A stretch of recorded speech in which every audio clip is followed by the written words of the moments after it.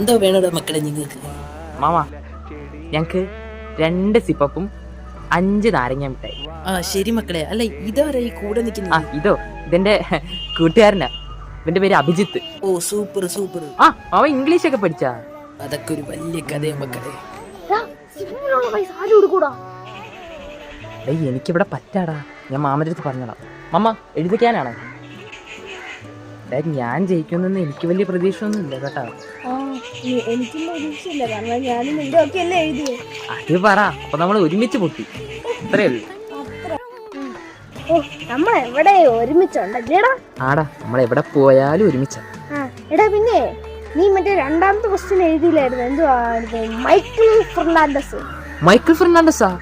അതായത് എടാ, എന്ത് സയന്റിസ്റ്റ് അല്ലേ? സയന്റിസ്റ്റാ. രണ്ടാമത്തെ ആൻസർ മൈറ്റോകോൺട്രിയ.